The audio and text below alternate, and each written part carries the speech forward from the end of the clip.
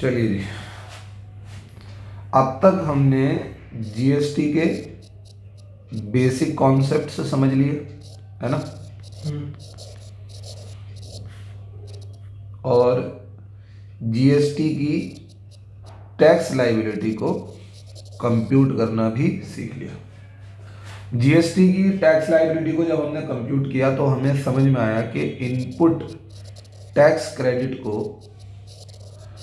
जब हम यूटिलाइज करते हैं तो उसके लिए क्या रूल्स है, ठीक है ना।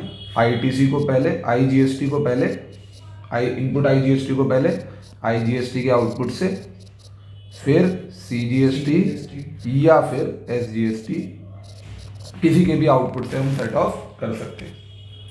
फिर उसके बाद सीजीएसटी के इनपुट को सीजीएसटी के आउटपुट से, फिर बाद में आईजीएसटी के आउटपुट से सेट ऑफ कर सकते हैं। सेम एसजीएसटी के इनपुट को पहले एसजीएसटी के आउटपुट से, फिर आईजीएसटी के आउटपुट से सेट ऑफ कर सकते हैं, ठीक है ना। ये रूल्स हमने पढ़े थे। अब हम आज जो पढ़ने जा रहे हैं वो एक एंटायरली एक नया चैप्टर है, समझ लीजिए आप उसे। और उस चैप्टर का नाम है इनपुट टैक्स क्रेडिट, ठीक है जी, इनपुट टैक्स क्रेडिट। देखो, ये चैप्टर इनपुट टैक्स क्रेडिट आप लोगों को समझाया जाए उसके लिए पहले कुछ इंपॉर्टेंट बातों को समझ लेना जरूरी है। देखिए जी, एक है सप्लायर ए और एक है सप्लायर। तीन बंदों को लेकर आते हैं ना तो बात और अच्छे से क्लियर होगी। सप्लायर ए, सप्लायर बी और सप्लायर सी, ठीक है। अब सप्लायर ए ने सप्लायर बी को कोई सामान बेचा है, ठीक। तो सप्लायर ए के लिए यह कहलाएगी आउटवर्ड सप्लाई और सप्लायर बी के लिए यह कहलाएगी इनवर्ड सप्लाई, ठीक है। सप्लायर ए इस आउटवर्ड सप्लाई पर चार्ज करेंगे आउटपुट टैक्स और सप्लायर बी इस इनवर्ड सप्लाई पर जो टैक्स पे कर रहे होंगे वो कहलाया जाएगा इनपुट टैक्स। क्या कहलाया जाएगा? Input tax. समझ में आई बात? ये नहीं है। और मैं ना यहां पर सप्लायर बी हूं। कौन हूं? Supplier B. अब सप्लायर बी जो है वो यही सामान सप्लायर सी को बेचेंगे। जब सप्लायर बी ने यह सामान सप्लायर सी को बेचा तो सप्लायर बी के लिए ये क्या होगी? आउटवर्ड सप्लाई, जिसके ऊपर सप्लायर बी क्या चार्ज करेगा? Output tax. ठीक है, क्लियर है बात? अब जरा एक चीज देखिए, सप्लायर ए ने जब सप्लायर बी को ये आउटवर्ड सप्लाई करी तो पता है आपको सप्लायर ए को ना एक जीएसटी रिटर्न भरनी पड़ेगी। जीएसटी रिटर्न उस डॉक्यूमेंट को कहा जाता है, उस फाइलिंग को कहा जाता है जिसमें आप अपने जीएसटी से रिलेटेड डिटेल गवर्नमेंट को बताते हैं। दो जीएसटी रिटर्न बड़ी फेमस है, एक है GSTR-1, एक है GSTR-3B। ठीक है जी। GSTR-1 के अंदर बेसिकली क्या होता है, हम मेंशन करते हैं कि हमने कितनी आउटवर्ड सप्लाईज की हैं, किन लोगों को की हैं, कौन से लार्ज परचेजर थे, कौन से स्मॉल परचेजर थे, कितना कितना उन पर हमने टैक्स चार्ज किया है। यानी आप GSTR-1 में गवर्नमेंट को अपनी आउटवर्ड सप्लाईज के बारे में बताते हैं। समझ आई बात? नहीं आती? अब आप GSTR-1 जब फाइल करते हैं ना तो आप गवर्नमेंट को टैक्स नहीं पे करते, आप जस्ट इंफॉर्मेशन कन्वे करते हैं। क्या करते हैं भाई? इंफॉर्मेशन कन्वे करते हैं। समझ आई बात? टैक्स आप गवर्नमेंट को पे करते हैं जब आप GSTR-3B फाइल कर रहे होते हैं। GSTR-3B की फाइलिंग पर आपने जो आउटवर्ड सप्लाईज अपनी गवर्नमेंट को बताई थी वो सारी आउटवर्ड सप्लाईज तो मेंशन होती हैं। हाँ जी, क्या होती हैं? वो सारी आउटवर्ड सप्लाईज तो मेंशन होती हैं। साथ में GSTR 3B के अंदर हम अपनी इनवर्ड सप्लाईज के बारे में भी बता रहे होते हैं। किसके बारे में? इनवर्ड सप्लाईज के बारे में भी बता रहे होते हैं। ठीक, तो ये मैटर है जीएसटी रिटर्न्स का।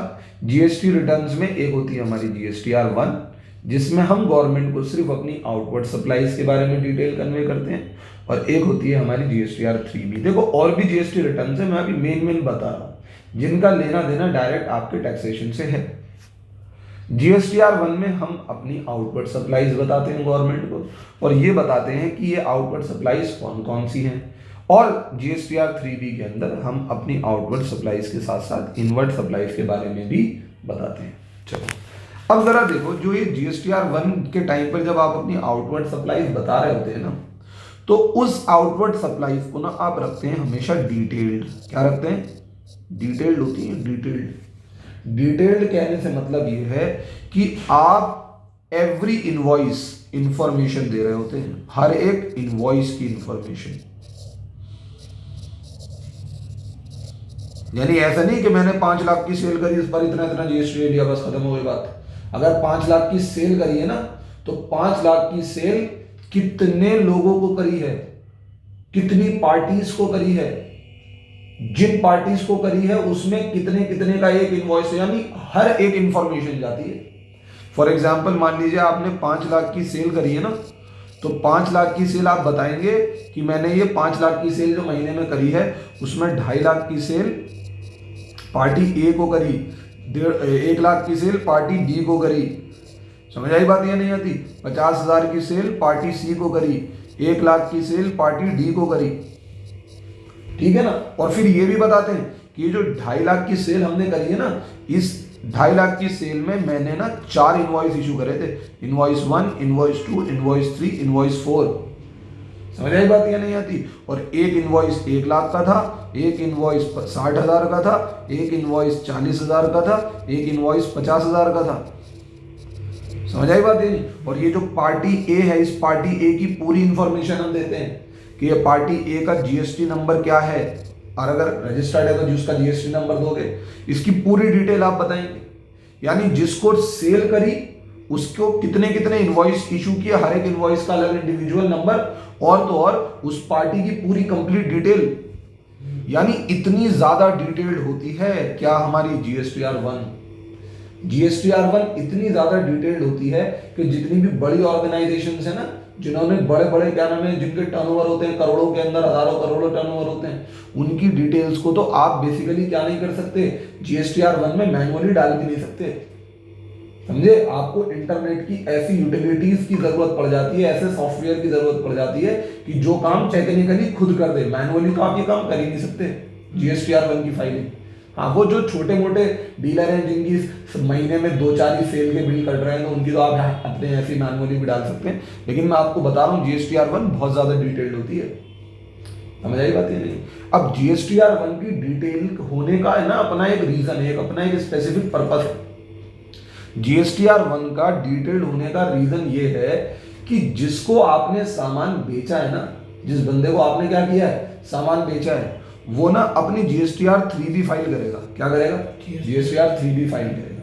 और GSTR 3B फाइल करते वक्त वो अपनी क्या बताएगा, आउटपुट सप्लाईज बताएगा। और आउटपुट सप्लाईज में से वो क्या माइनस करेगा, इनपुट टैक्स क्रेडिट। क्या माइनस करेगा? Input tax credit. आउटपुट के टैक्स को इनपुट टैक्स से माइनस करेगा। तो अब वो जितना इनपुट टैक्स क्लेम कर रहा है, जितना वो इनपुट टैक्स क्लेम कर रहा है, वो इनपुट टैक्स सही है या नहीं, ये बात किसको मालूम होनी चाहिए, गवर्नमेंट को। क्योंकि अगर तुम किसी चीज को कह रहे हो कि मैंने ना ये इनपुट टैक्स पे किया है तो मैं इसका क्रेडिट लेना चाहता हूं, तो गवर्नमेंट कहती है किसी रजिस्टर्ड पर्सन से ही तो खरीदा होगा तूने ये, जिसने जीएसटी चार्ज किया होगा। अगर तू इसे अपना इनपुट टैक्स क्लेम कर रहा है तो किसी बंदे ने अपनी GSTR 1 में इसे शो किया होगा, और अगर उसने GSTR 1 में इसे शो किया होगा तो हमारे पास उसकी क्या होगी, डिटेल होगी। समझ आई बात? ये नहीं आती? तो कोई बंदा जबरदस्ती इनपुट टैक्स क्रेडिट ना कर क्लेम कर ले, इसीलिए क्या की जाती है भाई, GSTR 1 को बहुत ज्यादा डिटेल फर्निश किया जाता है। समझ आई बात? ये नहीं आती? Any problem in this? चलो, तो ये तो GSTR 1 का मसला समझ आया आपको। देखो मैं ना अभी आपके दिमाग, आपके माइंड में 3 रिटर्न्स को हाईलाइट करूंगा। एक है GSTR 1, एक है GSTR 2A और एक होती है GSTR 3B। GSTR 1 outward supplies, और वो भी डिटेल्ड, है ना। GSTR 2A फाइल नहीं होती, ये होती है ऑटो पॉपुलेटेड। क्या होती है ये? Auto populated. ऑटो पॉपुलेटेड कहने का मतलब ये है कि ये ऑटोमेटिकली फिल हो जाती है। मतलब मान लीजिए आपने किसी से अगर सामान खरीदा है तो उसने अपनी GSTR 1 फाइल करी होगी, उसने अपनी आपकी सप्लाई को GSTR 1 में दिखाया होगा, तो उसके लिए आउटवर्ड सप्लाई, आपके लिए क्या है? इनपुट सप्लाई हो गई ना, इनवर्ड सप्लाई हो गई। तो जो वो टैक्स सरकार को बता रहा है कि मैंने इतना टैक्स कलेक्ट किया है, तो अगर आपने एक इनवॉइस आपके लिए भी काटा है उसने, तो वो चीज ऑटोमेटिकली आपके GSTR 2A में क्या हो जाएगी? रिफ्लेक्ट। यानी आपके GSTR 2A के अंदर वो सारी परचेजेस रिफ्लेक्ट हो जाएंगी जिसको आपने GST पे परचेज किया है, क्योंकि जिससे आपने GST पे परचेज किया है उसने अपने GSTR 1 के अंदर उसे शो किया होगा। तो ऑटोमेटिकली जब वो अपने GSTR 1 में आपकी सेल को दिखाएगा, तो ऑटोमेटिकली आपकी परचेजेस में वो GSTR 2A के अंदर क्या हो जाएगी? ऑटो पॉपुलेट हो जाएगी। समझ में आई भाई बात? GSTR 1 फाइल करेगा सप्लाई करने वाला, उसमें वो बताएगा कि मैंने इसको इतना सामान बेचा है। समझ आई बात? ये नहीं आती। और अगर आपने ऐसे बंदे से सामान खरीदा है जिसने GST चार्ज करके आपको सामान बेचा है, तो उसने अपनी GSTR 1 जैसी फाइल करी, वो ऑटोमेटिकली आपके GSTR 2A में आ जाएगा कि आपने उस बंदे से इस अमाउंट की परचेज की है और उसने आपसे इतना GST चार्ज किया है। समझ आई बात? ये नहीं आती। अब फिर आप फाइल करेंगे GSTR 3B। क्या फाइल करेंगे? GSTR 3B। ठीक है। अब जैसे मैं सप्लायर बी हूं, यहां पर कौन हूं भाई? Supplier B. तो जैसे इस सप्लायर ए ने आउटवर्ड सप्लाई मुझको भेजी, तो इसके लिए क्या था? Output tax. आउटवर्ड सप्लाई थी, इस पर इसने क्या पे किया? Output tax.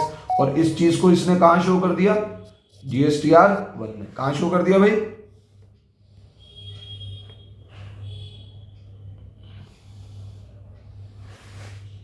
कहां शो कर दिया? GSTR 1 में शो कर दिया। समझ में आई बात? और फिर ये जो सप्लायर बी था, इस सप्लायर बी के ये चीजें कहां पर आ गई होंगी? GSTR 2A में। ठीक। अब देखो, अब ये सप्लायर बी क्या करेगा? आगे सामान बेचेगा, तो ये भी अपनी क्या फाइल करेगा? GSTR 1।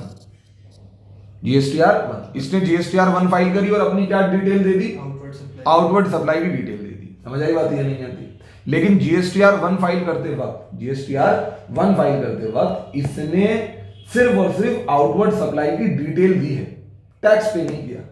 अब मुझे एक बात बताओ, सप्लायर बी ने आउटवर्ड सप्लाई पर आउटपुट टैक्स कलेक्ट किया है, इनवर्ड सप्लाई पर इनपुट टैक्स पे किया है। अब ये आउटपुट टैक्स में से इनपुट टैक्स माइनस करके गवर्नमेंट को टैक्स पे करेगा नहीं करेगा? तो इसके लिए इसे कौन सी रिटर्न करनी पड़ेगी?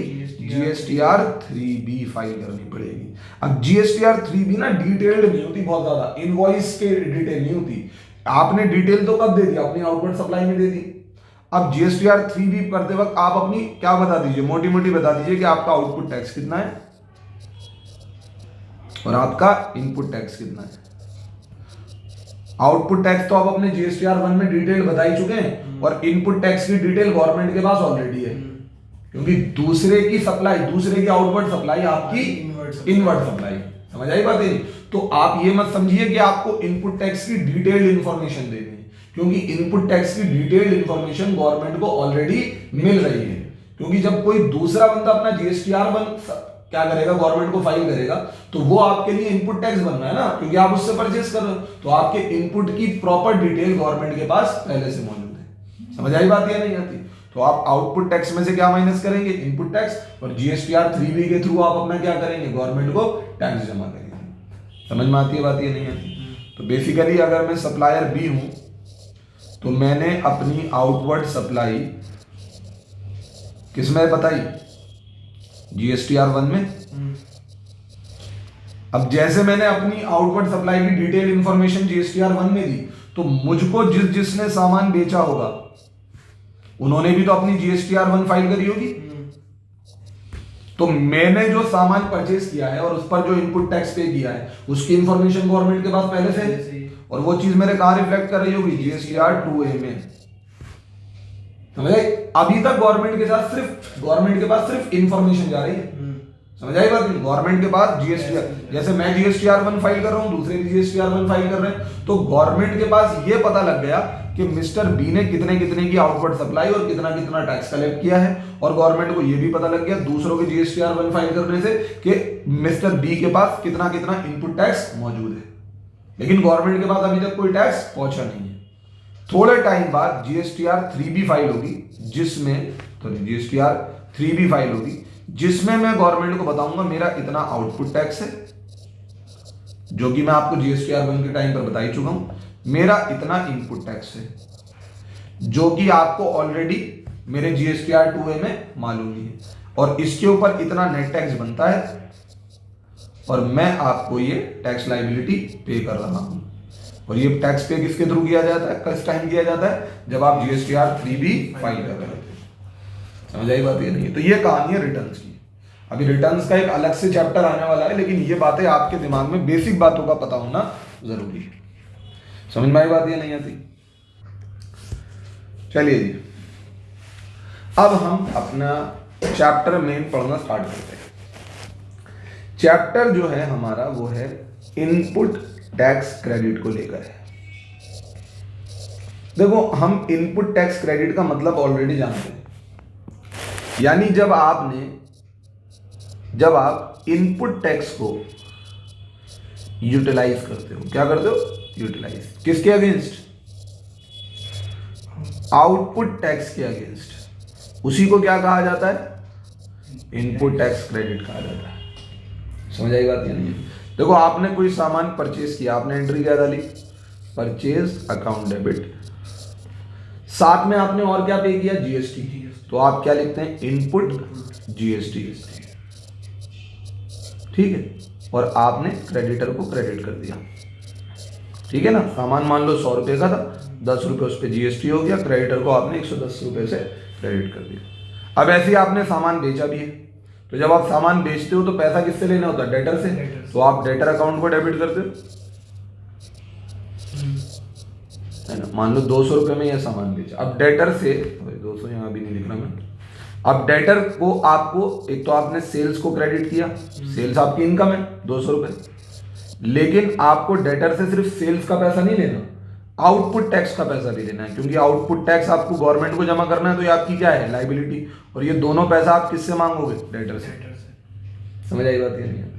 अब जरा देखो, ये आउटपुट टैक्स आपके लिए क्या है, लायबिलिटी, और ये इनपुट टैक्स आपके लिए क्या है, एसेट।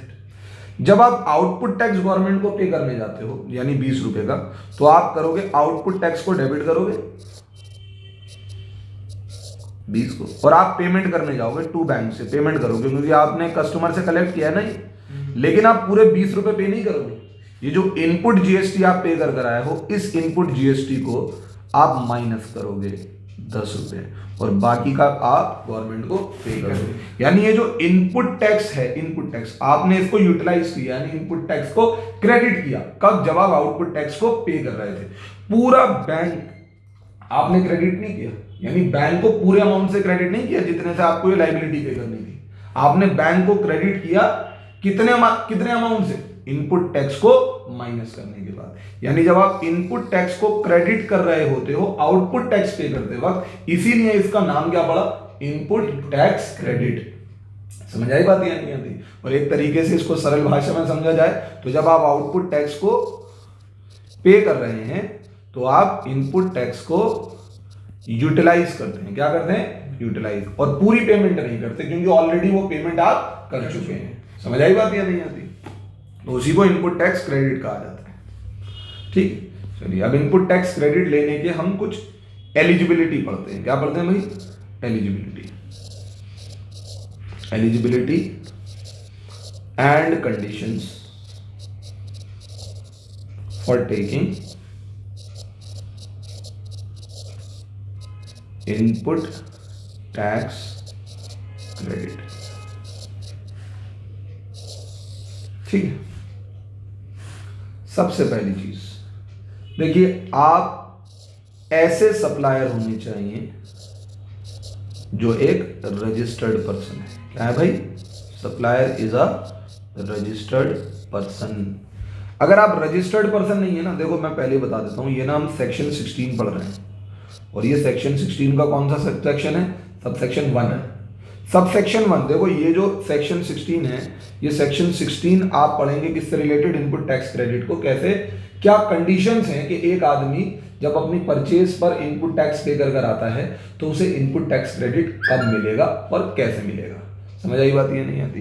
तो हमने कहा कि सप्लायर का रजिस्टर्ड पर्सन होना जरूरी है। ये शर्त क्यों है भाई? सप्लायर का रजिस्टर्ड पर्सन होना जरूरी क्यों है भाई? अगर आप रजिस्टर्ड पर्सन नहीं हो तो आप जब सामान बेचोगे तो उस पर जीएसटी चार्ज करोगे नहीं, अगर आप रजिस्टर्ड नहीं हो तो। और जब आप रजिस्टर्ड नहीं हो, आप अपने बिल पर जीएसटी चार्ज नहीं करोगे तो आउटपुट टैक्स आएगा ही नहीं। और जब आउटपुट टैक्स ही नहीं आएगा तो इनपुट टैक्स को किससे माइनस करोगे? और आउटपुट टैक्स से इनपुट टैक्स माइनस करने को ही तो क्या कहा जाता है? इनपुट टैक्स क्रेडिट कहा जाता है। तो जब आप एक रजिस्टर्ड पर्सन ही नहीं हो तो आप अपने बिल पर जीएसटी चार्ज नहीं करने वाले। और जब आप अपने बिल पर जीएसटी चार्ज नहीं करने वाले तो आपको आउटपुट टैक्स मिलने नहीं वाला। और आउटपुट टैक्स अगर आपको मिलने नहीं वाला तो इनपुट टैक्स क्रेडिट किससे लोगे भाई? जब आप एक अनरजिस्टर्ड पर्सन होते हो ना तो माना जाता है कि आप एक कंज्यूमर हो। क्या हो? और कंज्यूमर के ऊपर तो जीएसटी का बर्डन जाता है। समझ आई बात? या नहीं आती? आपको फिर उसका इनपुट टैक्स क्रेडिट नहीं मिल सकता। इनपुट टैक्स क्रेडिट सिर्फ किसको मिलेगा? एक रजिस्टर्ड पर्सन को मिलेगा। समझ आई बात? या नहीं आती? Any problem in this? चलो अब जरा मेरी बात को ध्यान से सुनना। देखो मैं ना आपको एक बात बता रहा हूं, जीएसटी का फोकस क्या है? जीएसटी का फोकस क्या है? जीएसटी का बर्डन किसके ऊपर जाता है? जीएसटी का बर्डन जाता है कंज्यूमर पे। किस पर जाता है भाई? जो गुड्स एंड सर्विसेज को कंज्यूम करेगा उसी की जेब से जीएसटी निकालना है। समझ आई बात? ये नहीं आती? जैसे एक बिजनेस है, बिजनेस 1, बिजनेस 2 और ये कंज्यूमर। बिजनेस 1 ने इसे 100 रुपए का माल बेचा, 10 रुपए का जीएसटी ले लिया, 110 रुपए हो गए। बिजनेस 2 नाराज हो गया, अब मैं कंज्यूमर थोड़ी हूं, मुझसे क्यों ले रहा 10 रुपए का जीएसटी? मैं तो नहीं बेचा था, गवर्नमेंट के दिए भाई, वापस ले लियो, इसे इनपुट टैक्स मान ले। तू अगर अपना सामान किसे बेचेगा, आगे बेचेगा ना, तू अभी अपनी कॉस्ट सिर्फ 100 रुपए मान, तू अपना प्रॉफिट जोड़ 50 रुपए, चीज कितने की हो गई? 150 रुपए। तू भी 10% जीएसटी लगा, कितने का हो गया? 165 का। बेच इसे। इस बंदे को जीएसटी पे करना है 165। इस बंदे के लिए चीज कितने की हुई? 150 रुपए की, 15 रुपए का उसके ऊपर क्या पे हुआ? जीएसटी। तो ये 165 रुपए पे कर कराएगा। अब तू बता, तूने 165 रुपए रिकवर कर लिए। अब देख, इसमें 15 रुपए किस चीज के रिकवर करें? जीएसटी के। गवर्नमेंट को दे इस चीज को तू, लेकिन तूने इनपुट के ऊपर 10 रुपए टैक्स पे किया, उसे माइनस कर ले और गवर्नमेंट को सिर्फ कितना दे? 5 रुपए। समझ में आती है बात? ये नहीं? तू कंज्यूमर नहीं है तो टेंशन क्यों ले रहा है? हम तेरे से ये 10 रुपए लेने ही नहीं वाले, ये 15 रुपए तेरे से थोड़ी ले रहे हैं, ये तो हम किससे लेंगे? कंज्यूमर से। बस हमारे तक 15 रुपए पहुंचाने में बिजनेस 1 ने 10 रुपए पहुंचा दिए, तूने हमारे तक 5 रुपए पहुंचा दिए, और 165 का ये कस्टमर को पहुंचा, जिसमें से 150 रुपए उसने उसके पे करे, 15 रुपए जीएसटी के पे करे। 15 रुपए में 10 रुपए बिजनेस 1 ने दे दिए, बिजनेस 2 ने तूने 5 रुपए दे दिए। बात समझ आती है नहीं आती? भाई जो गुड्स को कंज्यूम करेगा, जीएसटी का पैसा उसी की जेब से निकलवाना है। ना बिजनेस 1 के पास से 1 भी रुपया गया, ना बिजनेस 2 के पास से 1 भी रुपया गया। लेकिन अगर आप जीएसटी के इनपुट टैक्स का क्रेडिट, इनपुट के टैक्स का क्रेडिट लेना चाहते हैं ना, तो प्लीज कंज्यूमर की तरह रिएक्ट मत कीजिए। अपने आप को क्या कराइए? जीएसटी में रजिस्टर्ड कराइए, ताकि आप अपने बिल पर क्या चार्ज कर सकें? जीएसटी। और उस आउटपुट टैक्स में से किसे माइनस कर सकें? इनपुट टैक्स को। अब जब तुम आउटपुट टैक्स ही चार्ज नहीं करोगे बिल के ऊपर, तो इनपुट टैक्स कैसे माइनस करोगे? बात समझ आती है नहीं आती? सिंपल सी बात है। तो पहला मुद्दा यही था कि सप्लायर क्या होना चाहिए भाई? रजिस्टर्ड पर्सन होना चाहिए। क्या होना चाहिए? Registered person. एंड गुड्स या सर्विस जो भी तुमने परचेज किया है, जिसके इनपुट टैक्स का तुम क्या मांग रहे हो? क्रेडिट मांग रहे हो, आर यूज्ड और intended to be used in the course of business or furtherance of business। ठीक है जी। अब जरा मेरी बात को ध्यान से सुनना। बहुत से लोग क्या करते हैं, ये बिजनेस है, बिजनेस 1, बिजनेस 2 और ये कंज्यूमर। बिजनेस 1 ने बिजनेस 2 से क्या किया, सामान परचेज किया, कोई गुड या सर्विस परचेज किया, उसके ऊपर इनपुट टैक्स पे किया, समझ में आई बात नहीं, और ये सामान कंज्यूमर को भेज दिया। अब इस इनपुट टैक्स का क्रेडिट आपको लेना है। तो भाई जो चीज आपने खरीदी है, जिसके ऊपर आपने इनपुट टैक्स पे किया है, उस गुड और सर्विस को आपको अपने बिजनेस में यूज करना पड़ेगा। अब मान लो भाई मैंने क्या किया, मुझे घर के लिए वॉशिंग मशीन चाहिए, मुझे घर के लिए एसी चाहिए, तो मैं क्या कर रहा हूं, अब मैं अपने बिजनेस का जीएसटी नंबर यूज करके, बिजनेस का जीएसटी नंबर यूज करके वो सामान परचेज कर रहा हूं, और वो चीज आगे बेचने के बजाय कहां इस्तेमाल कर रहा हूं, पर्सनल यूज में ले गया। कहां ले गया, पर्सनल। अब मुझे एक बात बताओ, आप कार परचेज करते हो तो कार को तो आप क्या करोगे, पर्सनल पर्पस के लिए इस्तेमाल करोगे ना, बिजनेस के पर्पस के लिए भी हो सकती है, लेकिन वो तो नाम का ही होगा बिजनेस पर्पस, मेनली तो वो किस नहीं हो रही होगी, पर्सनल पर्पस के लिए इस्तेमाल। आपने एसी परचेज किया घर के लिए और जीएसटी नंबर यूज कर लिया अपने बिजनेस का, समझ आई बात नहीं, एसी को लगा दिया घर पे और कह दिया कि भाई बिजनेस में लगा हुआ है। अब कोई आकर आपके घर पे देख तो नहीं रहा कि घर पे लगा रखा है एसी या ऑफिस में लगा रखा है एसी, समझ में आई बात, ये नहीं आती।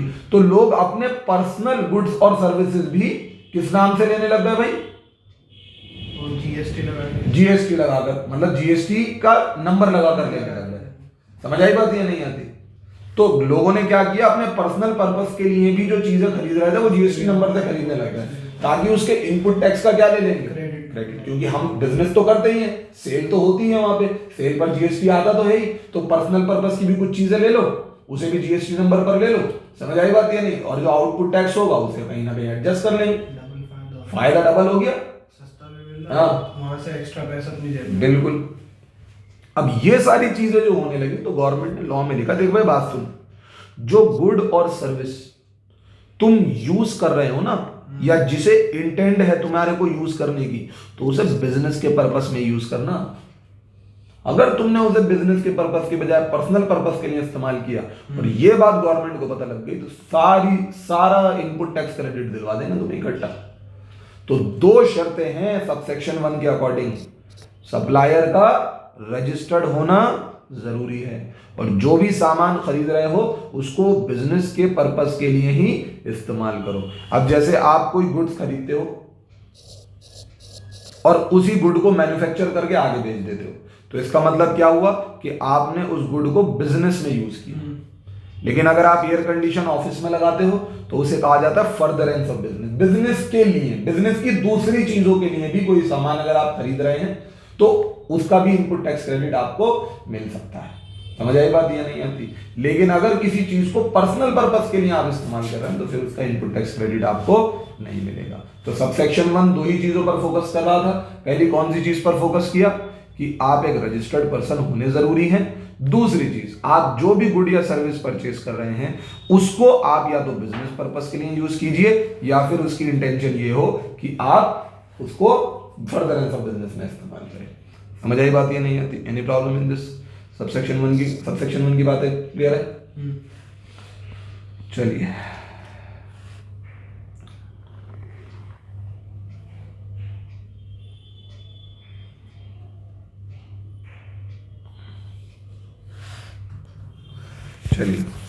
देखो ये हमने पढ़ लिया है,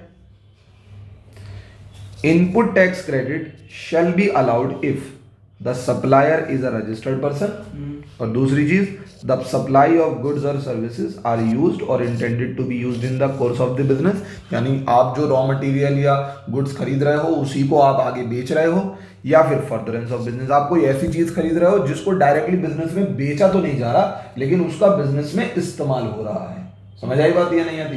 यानी कोई भी गुड या सर्विस आप बिजनेस के लिए या बिजनेस में इस्तेमाल होने के लिए खरीद रहे हैं तो उसके इनपुट टैक्स का क्रेडिट आपको मिल सकता है, लेकिन आपका क्या होना जरूरी है, रजिस्टर्ड होना जरूरी, क्योंकि रजिस्टर्ड होगे तभी बिल में जीएसटी चार्ज करोगे, और बिल में जीएसटी चार्ज करोगे तो ही आउटपुट टैक्स आएगा, और आउटपुट टैक्स आएगा तो ही इनपुट टैक्स क्रेडिट मिल सकता है। ठीक है जी। अब हम कुछ एडिशनल कंडीशंस के बारे में पढ़ने जा रहे हैं। हाँ जी सर, पहले तो आपको सबसेक्शन 1 की कंडीशन को अप्लाई करना है, आपको खुद रजिस्टर्ड पर्सन होना पड़ेगा, साथ में आप जो गुड खरीद रहे हैं उसे बिजनेस के लिए खरीद रहे हैं। लेकिन इतना ही काफी नहीं, सेक्शन 16 का सबसेक्शन 2 आपको कुछ और एडिशनल कंडीशंस के बारे में बता रहा है। समझ आई बात या नहीं? और वो एडिशनल कंडीशंस क्या हैं वो हम एक एक करके पढ़ेंगे। सबसे पहले सबसेक्शन 2 के क्लॉज ए और क्लॉज डबल ए के ऊपर हमारा फोकस रहेगा। ये क्लॉज ए और क्लॉज डबल ए क्या है? ये देखो, ये अमेंडमेंट पिछली बारी की है और ये अमेंडमेंट इस बारी की है, ठीक है ना? तो चलो एक बार जरा देख लेंगे क्या मसला है, क्या पढ़ना है इसके अंदर हमें। सबसे पहले यहां पर देखिए, ये कहते हैं कि जो रजिस्टर्ड पर्सन है ना, जिसके पास जीएसटी, जिसने जीएसटी इनपुट इनवर्ड सप्लाई पर इनपुट टैक्स पे किया है। चलो भाई दोबारा से रिकंटिन्यू करते हैं। हाँ जी, एडिशनल कंडीशन की बात कर रहे थे हम। कह रहे थे पहली पॉइंट कहता है registered person is in possession of tax invoice, debit note या फिर बिल ऑफ एंट्री। देखो, 3 डॉक्यूमेंट्स की बात करेंगे इन्होंने। ये कहते हैं कि आपके अगर आप इनपुट टैक्स क्रेडिट लेना चाहते हैं, क्योंकि आप कह रहे हैं कि मैंने इनवर्ट सप्लाई के टाइम पर इनपुट टैक्स पे किया है, तो देखो 2 बातें, एक चीज समझ लो, 2 बातें अज्यूम्ड हैं और वो मानी जा रही है। पहली चीज, आप एक रजिस्टर्ड पर्सन है, यानी आपके पास आउटपुट टैक्स की लायबिलिटी है। दूसरी चीज, आपने उस गुड और सर्विस को बिजनेस में ही यूज किया है, ईमानदारी से काम हो रहा है। अब मसला ये है, उसके अलावा कुछ एडिशनल कंडीशंस की डिमांड हो रही है। सबसे पहली चीज ये कह रहे हैं कि आपके पास टैक्स इनवॉइस का होना जरूरी है, या फिर डेबिट नोट का होना जरूरी है, या फिर बिल ऑफ एंट्री का होना जरूरी है। अब ये तीनों डॉक्यूमेंट क्या हैं, कब मिलते हैं और इनका होना आपके पास जरूरी क्यों है?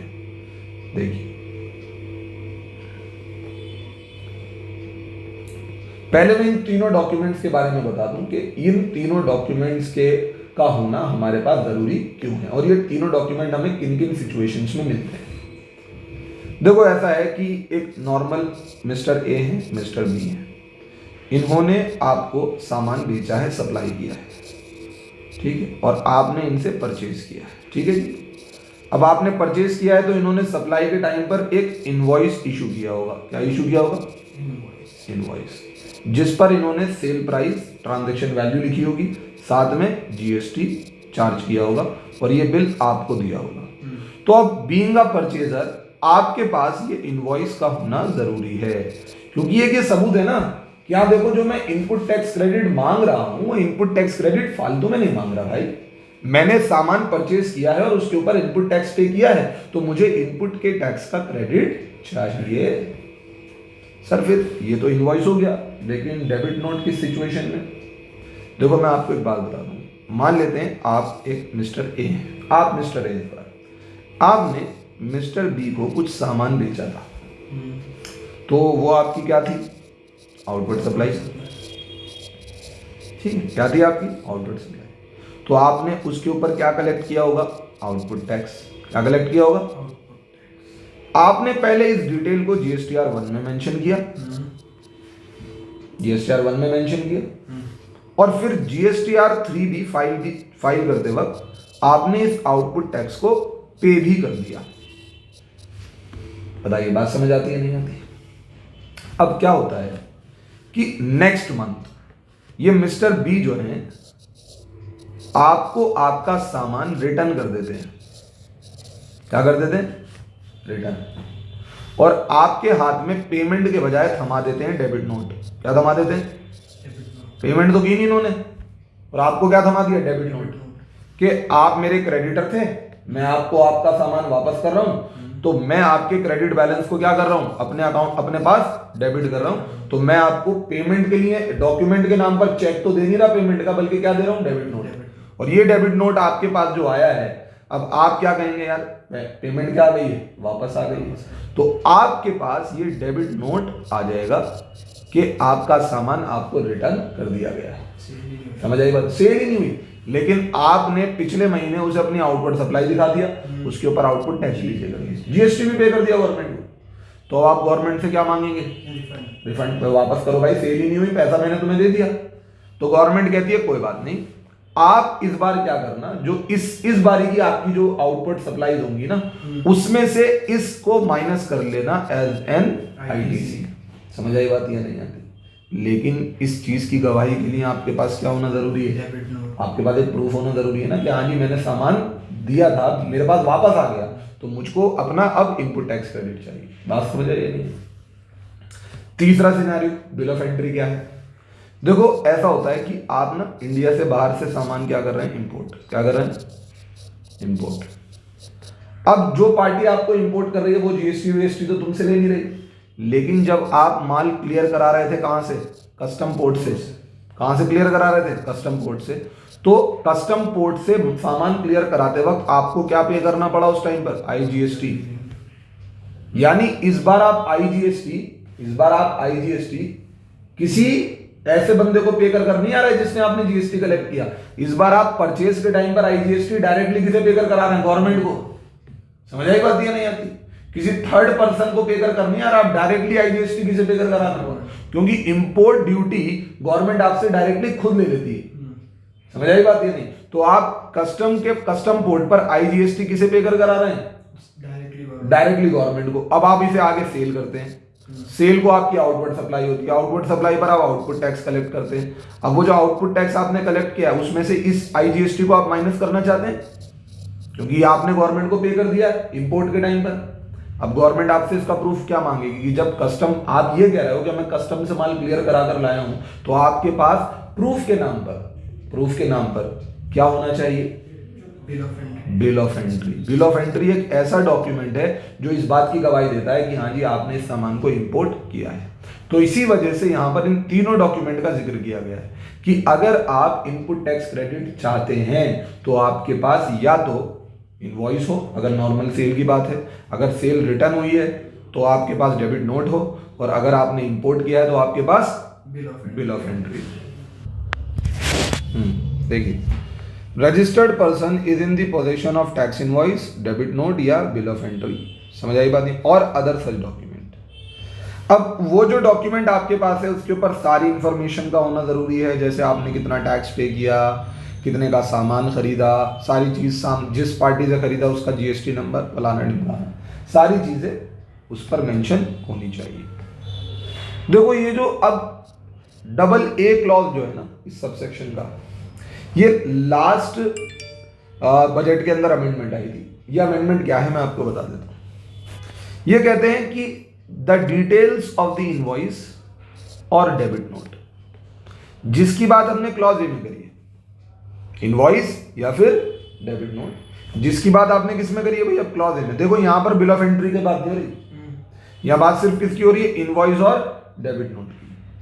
Has been furnished by the supplier, has been furnished by the supplier in the statement of outward supplies, and such details have been communicated to the recipient of such invoice or debit note in the manner specified under section 37।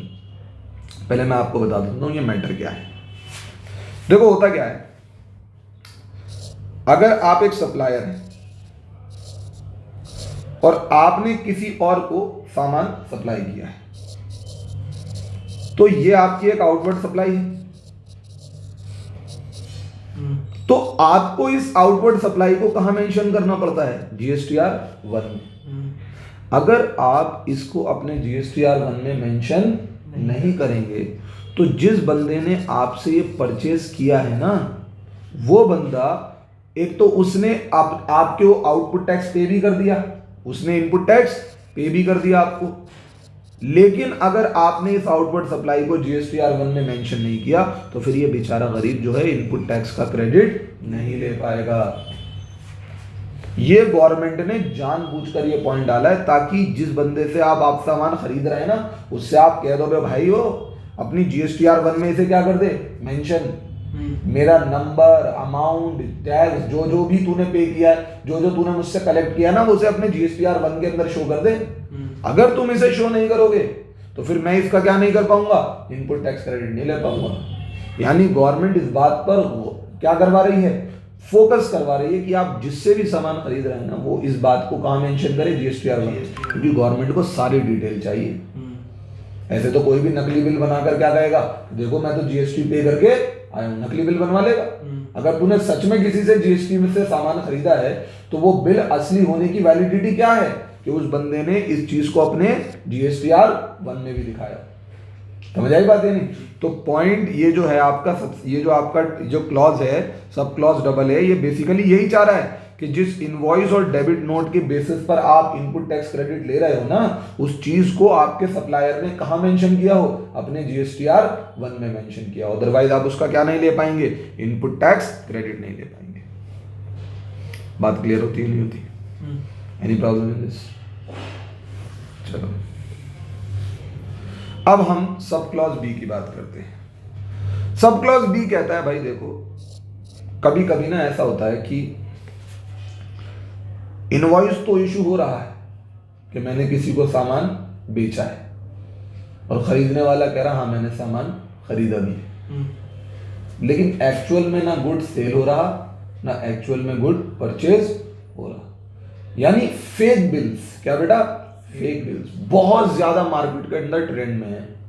समझ आई बात? ये नहीं, कोई भी बंदा किसी को भी अपनी सेल दिखा रहा है, कोई भी बंदा कहीं से भी अपनी परचेज दिखा रहा है। समझ आई बात? ये अभी मेरे से एक दिन एक बंदे की बात हुई, वो कहता है यार जुबैर भाई एक मैटर है, मुझको ना, मुझे माल खरीदना पड़ता है जीएसटी के साथ। माल खरीदना पड़ता है किसके साथ? जीएसटी के साथ। मैं जीएसटी पे करके माल खरीदता हूँ। मैंने कहा क्या बुराई है, आगे उसको बेचो, जीएसटी के इनपुट टैक्स का क्रेडिट ले लो, हम तो सीधी बात बताएंगे। वो कहते नहीं यार, मैं जिनको माल बेचता हूं वो जीएसटी लगाकर खरीदते नहीं। यानी एक बिजनेसमैन जो है वो बड़ी दुविधा में है, जहां से उसको इनपुट मिल रहा है वो इनपुट वाले कह रहे हैं कि हम जीएसटी लगाकर ही बेचेंगे, और जहां वो अपना आउटपुट बेच रहा है वो कह रहा है भाई हमें जीएसटी का बिल नहीं चाहिए, क्योंकि जीएसटी लगाने के बाद सामान क्या हो रहा है, महंगा। समझ आई बात? ये नहीं है तो ये तो बड़े परेशानी में आ गया बेचारा गरीब। अब ये बताऊं क्या करने लगा, वो मुझसे कहने लगा कि जिससे मैं सामान परचेज कर रहा हूं, मैं जीएसटी किसी दूसरे का इस्तेमाल करता हूं, जीएसटी किसी दूसरे का इस्तेमाल करता हूं। यानी मैं जब इनपुट खरीदता हूं तो इनपुट की परचेज मैं नहीं दिखाता कि मैं परचेज कर रहा हूं, कोई दूसरी पार्टी जो है वो क्या करती है, जीएसटी की परचेज दिखाती है। समझ में आई बात? ये नहीं आती? अब सुनो तो सही, मसला देखो सबसे बढ़िया क्या है, ए बी और जरा सिनेरियो समझो। ये रॉ मटेरियल खरीदते हैं प्लस जीएसटी, और ये फिनिश गुड बेचते हैं विदाउट जीएसटी। ठीक है, एक और पार्टी है, ये पार्टी ए, ये रॉ मटेरियल खरीदती है विदाउट जीएसटी, लेकिन फिनिश गुड बेचती है विद जीएसटी। भाई इस पार्टी के साथ प्रॉब्लम क्या है कि इसे जो पीछे से माल मिलता है वो ऐसे लोगों से मिलता है कि वो जीएसटी में रजिस्टर्ड नहीं। समझ आई बात? ये नहीं, लेकिन इसे सेल करना पड़ता है किसके साथ, जीएसटी के साथ। तो इस पार्टी ए के साथ प्रॉब्लम क्या है, मुझे बताओ, इस पार्टी ए के साथ प्रॉब्लम क्या है? जीएसटी, एक तो सेल इसकी कम हो जाएगी जीएसटी लगाने। इसके साथ मसला ये है कि गवर्नमेंट इससे सवाल पूछ सकती है कि यार जो तुम सामान बेच रहे हो तो खरीद कहां से रहे हो, परचेज के बिल ही नहीं है तुम्हारे पास, क्या नहीं है? अब ये गवर्नमेंट से डायरेक्टली जाकर बोलता है यार मुझे तो बेचने वाले सारे अनरजिस्टर्ड है, तो वहां पंगे आते हैं कौन अनरजिस्टर्ड है, जरा बताओ तो सही। समझ आई बात? ये नहीं तो बड़ा सवाल जवाब का मैटर होता है, समझे कि नहीं समझे? ये पार्टी कहती है यार ये तो बड़ा नहीं मसला है, मेरे पास क्या नहीं है, परचेज नहीं है जीएसटी के साथ, और एक पार्टी इधर परेशान हो रही है कि परचेज जीएसटी के साथ है, सेल जीएसटी पे नहीं हो रही। तो ये दोनों पार्टी आपस में क्या कर रही है, कॉन्ट्रैक्ट। ये कहते हैं देखो भाई बात सुनो, तुम जिनसे विदाउट जीएसटी खरीद रहे हो उनका तो तुम्हारे पास कोई रिकॉर्ड ही नहीं है। समझ आई बात? ये नहीं है। और ऐसे जिनको मैं विदाउट जीएसटी बेच रहा हूं उनका भी कोई रिकॉर्ड नहीं है। तो एक काम करो, जो मैं विद जीएसटी परचेज कर रहा हूं ना उसे तुम अपनी परचेज दिखाओ। क्या करो? अपनी परचेज दिखाओ। Raw material with GST. बजाय तुम उसे अपनी पैसे मैं दूंगा, रॉ मटेरियल का पैसा भी मैं दूंगा, जीएसटी का पैसा भी मैं दूंगा, ये बी कह रहा है। लेकिन परचेज कौन दिखाओ? तुम अपनी दिखाओ। तुम्हारे पास क्या आ जाएंगे? रिकॉर्ड आ जाएंगे कि हाँ जी परचेज के बिल हैं तुम्हारे पास। समझ आई बात है? लेकिन इसकी पेमेंट किसने करी है? मैंने। तुम्हें तो टेंशन लेने की जरूरत नहीं। और जितना भी जीएसटी है, अब ये जीएसटी क्या है? तुम्हारे पास सेल है जीएसटी वाली, तो तुम इसका क्या ले सकते हो? इनपुट टैक्स ले सकते हो। अगर ये 18% का रेट मैंने पे किया है, 18% का रेट मैंने पे किया है, तो तुम इसका क्या ले सकते हो? इनपुट ले सकते हो, नहीं ले सकते? आप अपनी आउटपुट टैक्स की लाइबिलिटी से इसे क्या कर सकते हो? माइनस कर सकते हो, नहीं कर सकते? तो यानी 18% का फायदा हो गया तुम्हें। 18% के फायदे में 9% तुम रख लो, 9% मुझे दे दो, कहानी खत्म। समझ रहे हो तुम? हाँ जी हाँ। इस बंदे के बारे में गवर्नमेंट को मालूम ही नहीं है। समझ आई बात? ये नहीं आती। और ये बंदा क्या कर रहा है? एक तरीके से सिर्फ 9% इनपुट, इसको तो कुछ भी नहीं करना पड़ रहा, इसे तो फ्री फंड का क्या हो रहा है? 9% का फायदा हो रहा है। अपने फिर जीएसटी रजिस्ट्रेशन भी कैंसिल करवा ले। ये है ही नहीं इसके पास जीएसटी रजिस्ट्रेशन। जब इसे माली जीएसटी के बिना बेचना है तो ये क्यों लेगा रजिस्ट्रेशन? समझ में आती है बात? ये नहीं आती। इस तरीके का धांधली का काम चल रहा है आज के टाइम पर। समझ में आई बात? ही नहीं है। इसके बारे में गवर्नमेंट को पता ही नहीं है ये है कौन, और ये बंदा फ्री फंड का 9% का इनपुट ले रहा है। समझ आई बात? ये नहीं है। अब इस बंदे के लिए गवर्नमेंट क्या कह रही है? साले खाली बिल रख के मत बैठ अपने पास, तेरे पास गुड्स भी होनी चाहिए। अगर किसी तरीके से तू हमारे हाथ पे पड़ गया तो इकट्ठा सारा क्रेडिट निकलवा देंगे तेरा।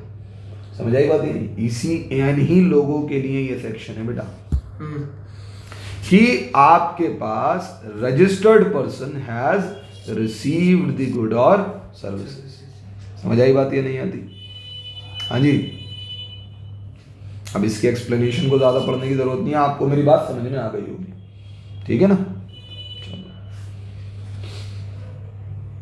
चलो बाकी नेक्स्ट क्लास में देखेंगे। ठीक है।